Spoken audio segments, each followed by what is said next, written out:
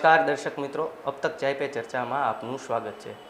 મિત્રો, આજે ચાય પે ચર્ચામાં એવા વ્યક્તિત્વ વિશે વાત કરવાની છે કે જેને ગુલામીની સાંકળમાંથી જ્યારે ભારત આઝાદ થયું હતું ત્યારે આ આઝાદ ભારતની નીંવ શું હોઈ શકે, આ આઝાદ ભારતની અંદર એક એક નાગરિક પોતાનું અસ્તિત્વ કેવી રીતના રાખી શકશે, લોકશાહીનો સાચો અર્થ શું હોઈ શકે।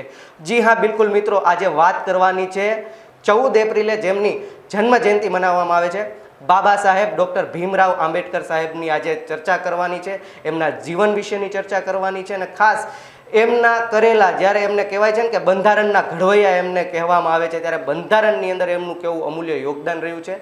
મારી સાથે અત્યારે સ્ટુડિયોમાં જોડાઈ ગયા છે કાલાવડ કોલેજના પ્રાધ્યાપક ડૉક્ટર સુનિલ જાદવ, જેઓ જાણીતા મોટિવેશનલ સ્પીકર અને લેખક છે, અને તેમના જ મિસિસ છે ડૉક્ટર દેવયાનીબેન પરમાર, જેઓ શિક્ષક છે। આજે બંને દંપતી સાથે આપણે ચર્ચા કરવાની છે બાબા સાહેબ આંબેડકરના જીવન વિશેની। સુનિલભાઈ, પહેલા પ્રશ્ન મારે તમને કરવો છે કે આજે તમે ખૂબ એમ કહેવાય ને કે પ્રભાવિત થયા છો, ત્યારે બાબા સાહેબ આંબેડકરનો જીવનનો તમારી ઉપર પ્રભાવ શું રહ્યો છે? સૌપ્રથમ તો દેશ અને દુનિયાને ભારત રત્ન વિશ્વ વંદનીય બાબા સાહેબ આંબેડકરની જન્મ જયંતિની હાર્દિક શુભકામનાઓ પાઠવું છું। મિત્રો, બાબા સાહેબ આંબેડકરના જીવનમાંથી તમે કોઈ પણ એક વિષયને પકડી લો તો પણ તમને બાબા સાહેબ આંબેડકર પ્રભાવી લાગે। બાબા સાહેબ આંબેડકરે ઇતિહાસ સંદર્ભમાં કામ કર્યું છે, ધર્મશાસ્ત્ર સંદર્ભમાં કામ કર્યું છે, અર્થશાસ્ત્ર સંદર્ભમાં કામ કર્યું છે। બાબા સાહેબ આંબેડકરે શિક્ષણ ક્ષેત્રે કે કેળવણી ક્ષેત્રે જબરું કામ કર્યું છે। બાબા સાહેબે મહિલાઓની મુક્તિ માટે જબરું કામ કર્યું છે। શેડ્યુલ કાસ્ટ, અનુસૂચિત જાતિ, જે પછાત વર્ગો છે એના કલ્યાણ માટે પણ એમણે જબરું કામ કર્યું છે। અન્ય પછાત વર્ગો માટે પણ મુક્તિના દ્વાર ખોલી આપ્યા છે। આંતરરાષ્ટ્રીય ક્ષેત્રે અર્થશાસ્ત્રના વિદ્વાન કહી શકાય એવા ધુરંધર માણસોએ પણ બાબા સાહેબ આંબેડકરને અર્થશાસ્ત્રના વિદ્વાન તરીકે પોંખ્યા છે, અને એક આંતરરાષ્ટ્રીય વિભૂતિ તરીકે બરાક ઓબામાથી માંડી અને અનેક વિશ્વવંદનીય વિભૂતિઓએ બાબા સાહેબ આંબેડકરને એ રીતે પ્રમાણ્યા છે, જાણ્યા છે, માણ્યા છે। ત્યારે આજે બાબા સાહેબ આંબેડકરનો મારા જીવન ઉપર શું પ્રભાવ છે એની ચર્ચા મારે કરવાની હોય તો મિત્રો, હું જે વર્ગમાંથી આવું છું એ વર્ગમાંથી મેં નાનપણથી આજે કેટલીક અવ્યવસ્થાઓ આપણા સમાજમાં છે, અસ્પૃશ્યતા અથવા તો જાતિવાદ અથવા તો જે ભેદભાવો છે એ ભેદભાવોને મેં નાનપણમાં જોયા છે, મેં નાનપણમાં થોડા સહન પણ કર્યા છે। એટલે સ્વાભાવિક છે કે એ ભેદભાવોને દૂર કરવા માટે જે મહાપુરુષે કામ કર્યું હોય એ મહાપુરુષ આપણને ગમે, અથવા તો એ મહાપુરુષના વિચારો અથવા તો એ મહાપુરુષના જીવનમાં આપણને સેજે ડોક્યું કરવાનું મન થાય। એટલે લગભગ હું 12-13 વર્ષનો હતો ત્યારથી બાબા સાહેબ આંબેડકરના જીવન સાથે સંકળાયેલો છું, અથવા તો બાબા સાહેબ આંબેડકરના વિચારોથી પ્રભાવિત છું। બાબા સાહેબ આંબેડકરનો જ્યારથી વાંચન શરૂ કર્યું ત્યારથી એના રંગે રંગાયેલો છું, એમ હું કહું તો ચાલે। મારા આદર્શ છે, મારા હીરો છે, તમે જે કંઈ કહો મારા લોહીમાં વણાઈ ગયા છે એમ પણ તમે કહો તો પણ ચાલે। એટલે બાબા સાહેબ આંબેડકર મારા હીરો છે। બાબા સાહેબ આંબેડકર માત્ર એક સમાજ પૂરતા નહીં, દેશના વિરલ વ્યક્તિત્વ રહ્યા છે। એક કહેવાય તંદુરસ્ત રાષ્ટ્રના હિમાયતી છે તેઓ, એના વિશે આપનું શું કહેવું છે? આઝાદીનો સમય હતો, દેશ અને દુનિયામાં ભારતની આઝાદીની ચર્ચાઓ ચાલતી હતી। હિન્દ છોડો આંદોલનથી માંડી અને આપણે એના પછી છેક 1947 સુધીનો આખો ઇતિહાસ જાણીએ છીએ, એને મારે દોહરાવવાનો મારો આશય નથી। પણ એવા સમયે જ્યારે ભારત આઝાદ થવાનું હતું એવા સમયે ભારત છે એ એક તાંતણે બંધાઈ રહી, અથવા તો ભારત છે એ સુનિશ્ચિત રાજકીય વ્યવસ્થામાં ગોઠવાય, સુરક્ષિત રાજકીય વ્યવસ્થામાં ગોઠવાય એ પ્રકારની જે વ્યવસ્થા ગોઠવવાની હતી એ ગોઠવવાની જવાબદારી ગાંધીજી અને જવાહરલાલ નહેરુ ઉપર હતી, એ સમયમાં સરદાર વલ્લભભાઈ પટેલ ઉપર હતી। અને જવાબદારી કેવી રીતે નિભાવી શકાય તો કે ભારતને સ્વતંત્રતા આપીએ, પણ ભારતની સંચાલન વ્યવસ્થા કેવી રીતે તો કે ભારતીય બંધારણ દ્વારા। એ સમયના મહાપુરુષોએ નક્કી કરેલી કે ભાઈ આ ભારતીય બંધારણની ઘડતરની વ્યવસ્થા આપણે કોને સોંપવી।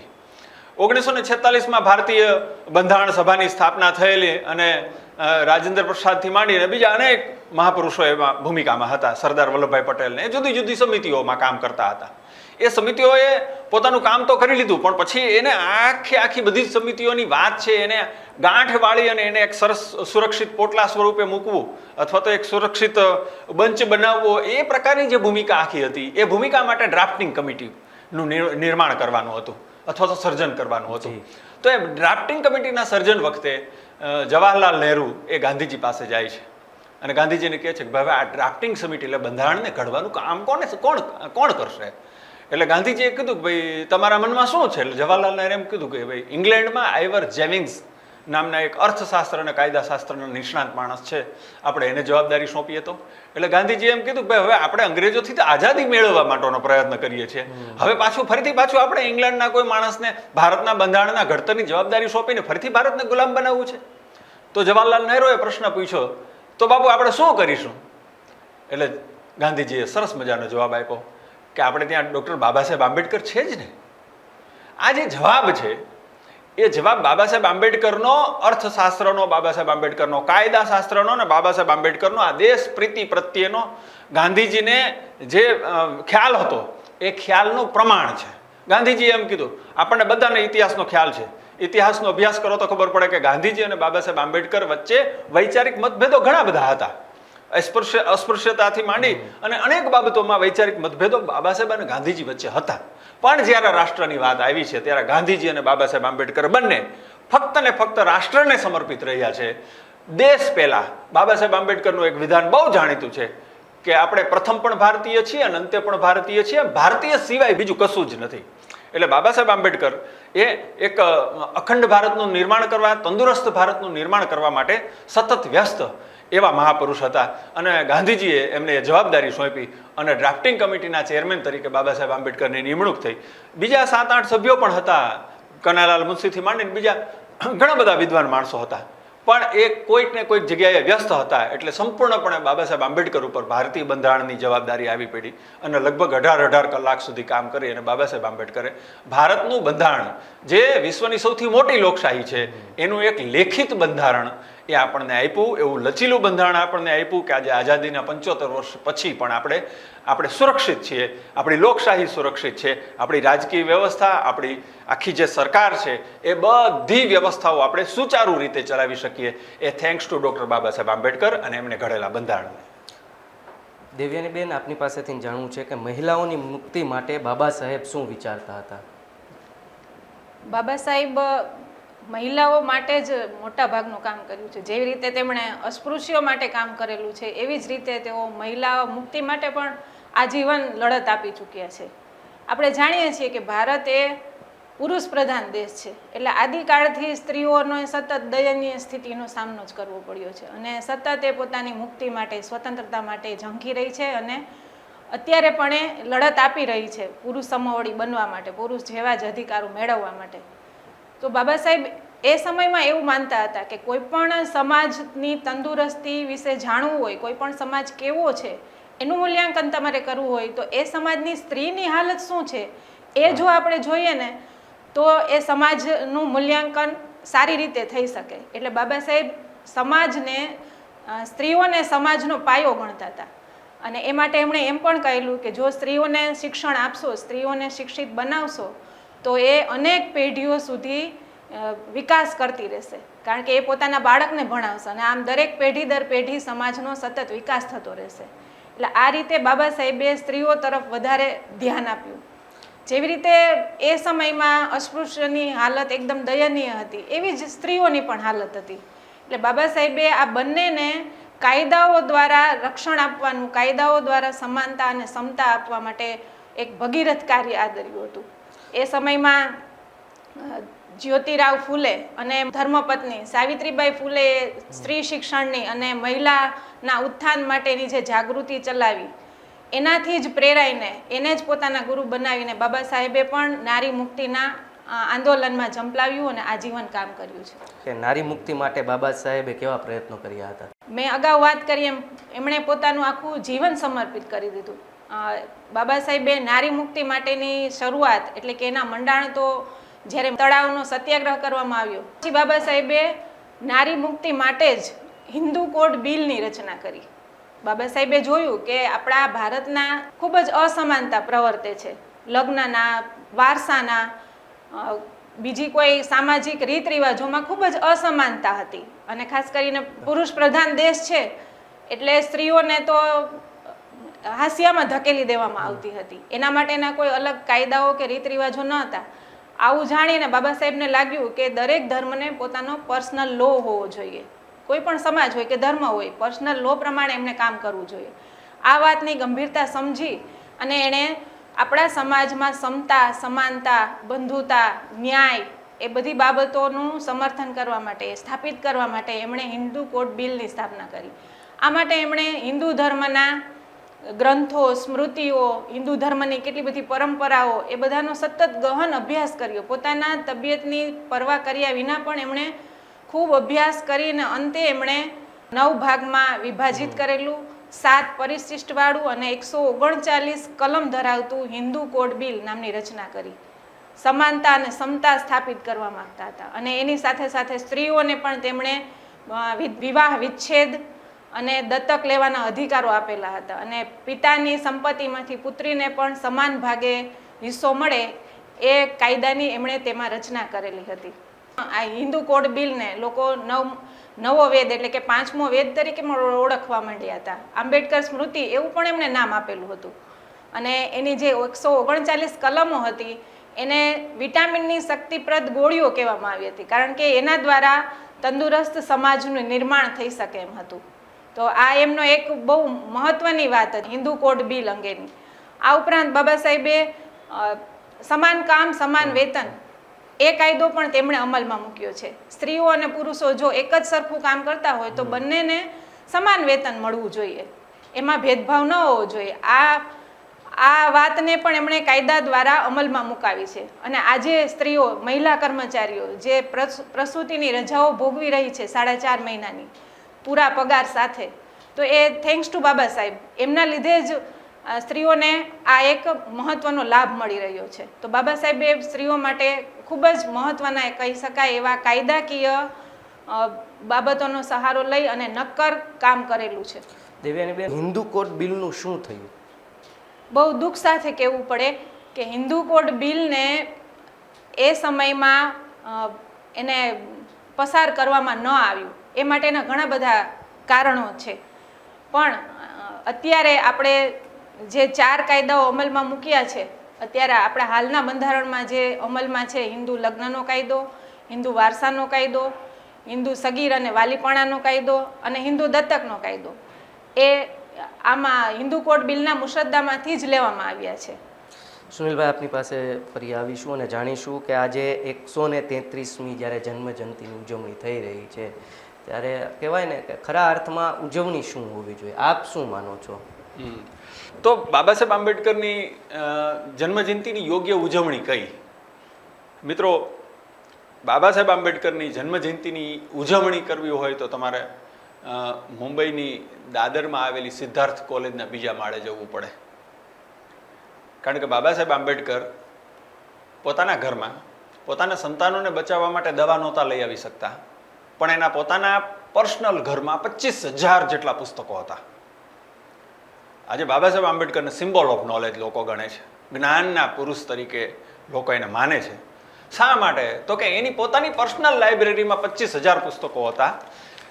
રાજરતનથી માંડીને એમના જે દીકરા રમેશ ને બિંદુ ને એ બધા હતા, એ જ્યારે બીમાર હતા ત્યારે દવા માટે રમા એમની પત્ની જ્યારે એને કહેતી કે ભાઈ તમે દવા લઈ આવજો, ત્યારે બાબા સાહેબ આંબેડકર દવા ન લઈ આવતા, પણ એના હાથમાં પુસ્તકોના થેલા હોય અને રમા આંખમાં આંસુ સાથે પૂછતી કે તમને તમારા સંતાનો વાલા નથી?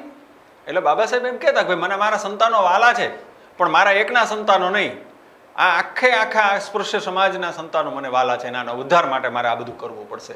એટલે એ વાંચતા. એટલે બાબા સાહેબ આંબેડકરની જન્મજયંતિ ઉજવણી આપણે જો યોગ્ય રીતે કરવી હોય તો આપણે સિદ્ધાર્થ કોલેજમાં જઈ અને બાબા સાહેબ આંબેડકરના એ 25,000 પુસ્તકોની લાઇબ્રેરી જોવી પડે. એ 25,000 પુસ્તકોની લાઇબ્રેરી છે, એમાં કયા કયા વિષયના? એમાં ધર્મશાસ્ત્રના પુસ્તકો છે, અર્થશાસ્ત્રના પુસ્તકો છે, ન્યાયશાસ્ત્રના, કાયદાના પુસ્તકો છે, બરાબર છે. એમાં દરેક ધર્મના પુસ્તકો છે. મેં ત્યાં જઈને જોયું છે, ભૂગોળના પુસ્તકો છે, વિશ્વના મહાન પુરુષો, મહાન જે લેખકો છે એના બધાના પુસ્તકો છે, જે વિવિધ વાદો છે એના પુસ્તકો છે. બાબા સાહેબ આંબેડકરે એ સમયમાં કોઈ વિષય બાકી નહોતો. બાબા સાહેબ ત્યાં 200-250 જેટલા તો સંસ્કૃતના પુસ્તકો પણ છે, બરાબર, બધા જ ધર્મના પુસ્તકો પણ છે. અને બાબા સાહેબ બધા આખી દુનિયાના બધા ધર્મનો અભ્યાસ પણ કરેલો હતો. એટલે જો બાબા સાહેબ આંબેડકરની જન્મજયંતિ કોઈ પણ માણસે આદર્શ રીતે ઉજવવી હોય તો એણે વાંચન કરવું પડે, પુસ્તકો વાંચવા પડે, બાબા સાહેબની જેમ નોલેજ અથવા તો જ્ઞાનવાન બનવું પડે અને પછી તંદુરસ્ત ભારતના નિર્માણ માટે પોતાનું પ્રદાન આપવું પડે. આ જ બાબા સાહેબ આંબેડકરની જન્મજયંતિની યોગ્ય ઉજવણી ગણાય. બાબા સાહેબ આંબેડકર આજે વિચાર છે કહેવાય ને, અને વિશ્વ આખામાં જ્યારે એમને એ વિચારને સ્વીકારવામાં આવતો હોય છે, એને આપ કઈ રીતના જોવો છો? આ વિચાર આજે ક્યાં ક્યાં પહોંચ્યો છે? કોઈ પણ માણસ જ્યારે ચાલ્યો જાય છે ત્યારે એના વિચારો રહે છે. શરીરથી માણસ ચાલ્યો જાય છે પણ એના વિચારથી માણસ જીવે છે. એક મહાપુરુષે બાબા સાહેબ આંબેડકરના સંદર્ભમાં એક વિધાન કરેલું છે. વિધાનથી હું આ પ્રશ્નનો જવાબ આપવા ઈચ્છીશ. એણે એમ કીધું હતું કે જીવંત આંબેડકર કરતાં મૃત આંબેડકર અધિક બળવત્તર છે. જ્યારે બાબા સાહેબ આંબેડકર જીવતા હતા એવા સમયે એમણે જે કાંઈ કાર્યો કર્યા છે, એમણે જે આંદોલનો કર્યા છે, એમણે જે પુસ્તકો લખ્યા છે, લેખો લખ્યા છે, છાપાઓ પ્રકાશિત કર્યા, સામયિકો પ્રકાશિત કર્યા, જે કાંઈ મૂવમેન્ટ કરી છે એ બધી જ મૂવમેન્ટ સમજવા માટેનો એ સમય અથવા તો એ સમયનો સમાજ એ સક્ષમ નહોતો. એટલો બધો એજ્યુકેટેડ અને ભણેલો ગણેલો નહોતો. બાબા સાહેબ આંબેડકર ખૂબ આગળ હતા, બરાબર છે, પણ બાબા સાહેબ આંબેડકરના એ વિચારોને સમજવા માટે ધીમે ધીમે સમાજ હવે એજ્યુકેટેડ થયો, ભણતર કેળવવા લાગ્યો અને ધીમે ધીમે બાબા સાહેબ આંબેડકરને વાંચતો થયો. એટલે બાબા સાહેબ આંબેડકર એક વિચારના સ્વરૂપમાં આખા સમાજમાં, આખા ભારતીય સમાજમાં એક આદર્શ પુરુષ તરીકે પ્રસ્થાપિત થયા છે. સુનિલભાઈ, આજે જોઈએ છીએ કે તમે ખુદ એમના જીવનથી પ્રભાવિત થયા છો. તમે સિમ્બોલ ઓફ નોલેજ જે બુક છે એની આજે 6ઠી આવૃત્તિ બહાર પાડી રહ્યા છો. દર્શક મિત્રો, આજે અમે એ બુક પણ આપને બતાવીશું. પ્લીઝ આપ બુક બતાવી શકો તો. આ સિમ્બોલ ઓફ નોલેજની 6ઠી આવૃત્તિ છે. આપણે જાણવું છે આજે સુનિલભાઈ પાસેથી કે શરૂઆત કેવી રીતના થઈ, કેવી રીતના એમને વિચાર આવ્યો અને પ્રથમ આવૃત્તિ ક્યારે બહાર પાડવામાં આવી હતી? મિત્રો, વાત તો એવી છે કે બાબા સાહેબ આંબેડકરની જન્મ જયંતિ વિશિષ્ટ રીતે, નવી નોખી રીતે ઉજવાય એવા મારા દર વર્ષે પ્રયત્નો હોય છે. એટલે હું આમ છાપાનો માણસ, પત્રકારત્વમાં મને વર્ષોથી રસ, લગભગ 2005-06થી હું એક્ટિવ, અને એ સમયમાં હું વિવિધ દૈનિક પત્રોમાં અને સામયિકોમાં લખતો. એમાંય ખાસ કરીને બાબા સાહેબ આંબેડકર વિશે જનરલ છાપાઓમાં મેં લખ્યું છે, કારણ કે એ વિષય ક્યારેય છાપાઓમાં નહોતો આવ્યો. એટલે છાપાઓમાં મને જ્યારે તક મળી ત્યારે મેં બાબા સાહેબ આંબેડકરના આંદોલનો વિશે, એમના મહાડના ચૌદાર તળાવ સત્યાગ્રહ વિશે, મનુસ્મૃતિ દહન વિશે, બંધારણના ઘડવૈયા વિશે, રાષ્ટ્ર નિર્માણમાં બાબા સાહેબ આંબેડકરના પ્રદાન વિશે, કેળવણી ક્ષેત્રે બાબા સાહેબ આંબેડકરના પ્રદાન વિશે, ધર્મ ક્ષેત્રનું બાબા સાહેબ આંબેડકરનું નોલેજ, ઇતિહાસ વિશેનું બાબા સાહેબ આંબેડકરનું નોલેજ, આ બધી જ બાબતોનો અભ્યાસ કરી અને લેખો લખ્યા. મારા મિત્ર હતા, એણે મને કીધું, મને કે સાહેબ આની એક સરસ મજાની પૂર્તિ કરો ને. એટલે પછી મેં એક દૈનિક પત્રમાં બાબા સાહેબ આંબેડકરની જન્મ જયંતિની 4 પેજની પૂર્તિ કરી અને એમાં વિવિધ લેખકોને આમંત્રણ આપ્યું કે ભાઈ તમે આ વિષયમાં બાબા સાહેબ ઉપર લખો. અને જોસેફ મેકવાન એ સમયમાં જીવતા આપણા ગુજરાતી સાહિત્યના ધુરંધર લેખક, આંગળિયાતના સર્જક, અને એને મેં ફોન કર્યો. મેં કીધું સાહેબ અમે આ એક પૂર્તિ જન્મ જયંતિની પૂર્તિ કરીએ છીએ. તો એણે કીધું મને કે હું તમને લેખ આપું છું. અને પછી એમણે લેખ આપ્યો અને લેખનું શીર્ષક હતું ક્રાંતિ રથના પૈડા કુરુક્ષેત્રમાં ખૂંપી ગયા. પોતાના મરોડદાર અક્ષરમાં જોસેફ મેકવાને બાબા સાહેબ આંબેડકરનો જે ક્રાંતિ રથ છે એ કેવી રીતે કુરુક્ષેત્રમાં ખૂંપી ગયો છે અને એને કોણ બહાર કાઢશે એની ચિંતા એ લેખમાં એમણે સેવી હતી. અને મને એટલો બધો સ્પર્શી ગયો, અત્યારે હું એની વાત કરું છું તો મારા રૂવાડા ઊભા થઈ જાય છે. એટલો અદ્ભુત લેખ એ માણસે આપ્યો. અને પછી એવા તો બીજા ઘણા બધા લેખકો, પદ્મશ્રી પ્રવીણ દરજીથી માંડી અને જય વસાવડા અને જોસેફ મેકવાનથી માંડી અને તમે ઉર્વિશ કોઠારી ને બધા જ ગુજરાતના ટોપ લેવલના લેખકો, પ્રકાશ શાહથી માંડી અને તમને ઘણા બધા, ભદ્રાયુ વછરાજાની સુધીનો આખો ગુજરાતી સાહિત્યની ટોપ જે આખી લેખક ધારા છે એ લોકોએ બાબા સાહેબ આંબેડકરના જન્મ જયંતિ સંદર્ભમાં એમના વિચારોને આ રીતે છાપાઓના માધ્યમથી અમે અભિવ્યક્ત કરી શક્યા. પૂર્તિઓ, વિશેષ પૂર્તિઓના સંદર્ભમાં પ્રકાશિત કરી શક્યા. પણ મને એમ થયું કે ભાઈ છાપો તો દાખલા તરીકે સવારે નીકળે, સાંજે એ લગભગ પસ્તીમાં ફેરવાઈ જતું હોય છે. લોકો બહુ મોટાભાગે સાચવતા નથી હોતા, પણ આ વિચારો બહુ મૂલ્યવાન છે એટલે એને સાચવી રાખવા જોઈએ. અને મેં એ વિચારોને સાચવી રાખ્યા. એ મૂલ્યવાન લેખો છે એને પ્રકાશિત કરવાનો પ્રયત્ન કર્યો અને લગભગ 2012-13માં મેં doctor Baba Saheb Ambedkar the man of movement નામનું એક પુસ્તક પ્રકાશિત કર્યું. સૌથી પહેલાં એક પુસ્તક 100-125 પાનાનું એક પુસ્તક પ્રકાશિત કર્યું. પણ એના પછી પણ પૂર્તિઓનું સંપાદન તો ચાલુ જ હતું અને લેખો પણ આવતા હતા. એટલે પછી એની બીજી આવૃત્તિ symbol of knowledge doctor Baba Saheb આંબેડકરના નામે કરી અને એમાં મેં નવા લેખો તો ઉમેર્યા, પણ એની સાથે સાથે બાબા સાહેબ આંબેડકર વિશે ગુજરાતના જે લેખકોએ કવિતાઓ લખી છે એ કવિતાઓને પણ એમાં જે જગ્યા પાછળ વધે એ જગ્યાને આપણે અવકાશ પૂરવા માટેની જગ્યા માટે મેં ત્યાં કાવ્યો મૂક્યા છે. બાબા સાહેબ આંબેડકરની રત્નકણિકાઓ મૂકી છે. બાબા સાહેબ વિશેના વિશ્વના મહાપુરુષોએ કે ભારતના મહાપુરુષોએ લખેલા જે કોટ્સ છે વિધાનો છે એ વિધાનોને એમાં મૂકવાનો પ્રયત્ન કર્યો છે. છેલ્લે બાબા સાહેબ આંબેડકરની આખી તવારીખ આપવા માટેનો પ્રયત્ન કર્યો છે. કેટલાક એવા નવા વિષયો પણ, દાખલા તરીકે રાજકોટમાં બાબા સાહેબ આંબેડકર આવ્યા હતા, દાખલા તરીકે વડોદરામાં બાબા સાહેબ સાથે શું થયું હતું, અમદાવાદમાં બાબા સાહેબ આંબેડકરે ગુજરાતીમાં ભાષણ આપેલું હતું, કેટલા બધા નવા વિષયો. વિસનગરમાં બાબા સાહેબ ગયા હતા, બરાબર છે. તો કેટલી બધી નવી વાતો, એ બધી જ વાતો મેં આ સિમ્બોલ ઓફ નોલેજમાં આપવા માટેનો પ્રયત્ન કર્યો છે. સમય મર્યાદાને ધ્યાનમાં રાખતા અંતમાં સુનિલભાઈ, બંધારણના ભાગ 3માં સમાનતાનો જે અધિકાર છે, અનુચ્છેદ 14 થી 18, આ જે બંધારણની અંદર ઘડવામાં આવ્યા છે અનુચ્છેદો, એને તમે કઈ રીતના જોવો છો? અને અનુચ્છેદ 17 જે અસ્પૃશ્યતા નાબૂદી પરનો છે, એને લઈને શું આપનું કહેવું છે? બાબા સાહેબ આંબેડકરે સમાનતાની વાત બંધારણમાં કરેલી છે. આ તમે જે અનુચ્છેદની વાત કરો છો, આખું બંધારણ છે ને સ્વતંત્રતા, સમાનતા અને બંધુતા ઉપર ટકેલું છે. હવે જો જ્યારે સ્વતંત્રતા, સમાનતા અને બંધુતા પ્રસ્થાપિત ન થતી હોય તો એનો મતલબ એ છે કે આપણે બંધારણનો દ્રોહ કરી રહ્યા છીએ, આપણે કાયદાનો દ્રોહ કરી રહ્યા છીએ. એટલે સ્વતંત્રતા, સમાનતા અને બંધુતા ઉપર ટકેલો આ ભારત દેશ, અને આ ભારત દેશનું જે સુચારું સંચાલન થઈ રહ્યું છે એ બંધારણને જો યોગ્ય રીતે આપણે મૂલવવું હોય તો આપણે આ જે જાતિભેદ છે, જાતિભેદને નાબૂદ કરવો પડે, આ ઊંચ નીચના ભેદભાવને નાબૂદ કરવા પડે, અને સ્વતંત્ર અને તંદુરસ્ત ભારતનું નિર્માણ કરવું પડે. તો જ બાબા સાહેબ આંબેડકરને આપેલી આપણે ઉત્તમ અંજલિ ગણાય. કારણ કે બાબા સાહેબ જેવા મહામાનવે સ્વતંત્રતાનું આંદોલન ચલાવવું એ બહુ સહેલું છે. સાંભળી લો, દેશ પ્રેમના નામે કોઈ પણ માણસને તમારી તરફેણમાં લઈ અને તમે એ કરી શકો છો, પણ સ્વતંત્રતા અને સમાજ સુધારણા એ બંને વસ્તુ જુદી છે. સ્વતંત્રતા છે એ તરત જ માણસને અપીલ કરે છે. હું તમને ભારત માતા કી જય બોલાવવા માટે કહું તો તમારા રૂવાડા પણ ઊભા થઈ જશે, કારણ કે એ દેશ પ્રેમની વાત છે. પણ હું તમને એમ કહું કે ભાઈ ઊંચ નીચના ભેદભાવ દૂર કરવા છે, એના માટે આપણે કંઈક પ્રયત્ન કરીએ તો તમે વિચાર કરશો. પણ એ બહુ મહત્વનું છે, કારણ કે તંદુરસ્ત ભારતનું નિર્માણ, આ જે ક્રાંતિરથ છે ભારતનો, એ ભારતનો ક્રાંતિરથ છે ને, બે પૈડા સમાન હોવા જોઈએ, તો જ એ સડસડાટ ગતિ કરી શકશે. અને જો એ ગતિ નથી કરી શકતો, એક પૈડું નાનું છે, એક પૈડું મોટું છે, અથવા તો એક પૈડામાં પંચર છે, તો એ રથ બરાબર ગતિમાં નહીં ચાલી શકે. એટલે આપણા વિકાસનો રથ જે છે એને બરાબર ગતિ આપવી હોય તો આપણે દરેક વર્ગનો વિકાસ થાય એના માટેના પ્રયત્નો કરવા જોઈએ. અને એ જ બાબા સાહેબ આંબેડકરને આપેલી સાચી અંજલિ ગણાય. એ જ બાબા સાહેબ આંબેડકરના સમાનતાના વિચારને આપણે અનુસર્યા ગણીએ. ટૂંકમાં જ હવે લઈ લઈએ કે શિક્ષણ, અર્થશાસ્ત્ર, પ્રોફેસર, પત્રકારત્વ, પુસ્તક પ્રેમી, સમાજ સુધારક અને ધર્મ પ્રત્યે બાબા સાહેબ આંબેડકરના યોગદાન રહ્યા છે. બાબા સાહેબ આંબેડકર શિક્ષણ પ્રેમી હતા, કેળવણી પ્રેમી હતા. એ સમયમાં એમની પાસે સગવડતાઓ નહોતી, છતાં પણ એમણે એક મકાન ભાડે રાખી અને એક છાત્રાલય શરૂ કરેલી, અને છોકરાઓને વિના મૂલ્યે ત્યાં રાખતા, એને જમાડતા, એનો ડ્રેસ લઈ દેતા, એના પુસ્તકો પણ બાબા સાહેબ આંબેડકર લઈ દેતા. અને ખબર હતી એને કે ભાઈ શિક્ષણ થકી જ સમાજ સુધારણા થશે. એટલે એમણે પીપલ્સ એજ્યુકેશન સોસાયટી નામની એક સંસ્થાની સ્થાપના કરી, અને એ સોસાયટીના નેજા હેઠળ એમણે સિદ્ધાર્થ કોલેજની સ્થાપના કરી. આજે સિદ્ધાર્થ કોલેજ મુંબઈના વિસ્તારમાં ચાલે છે આખી, બરાબર છે.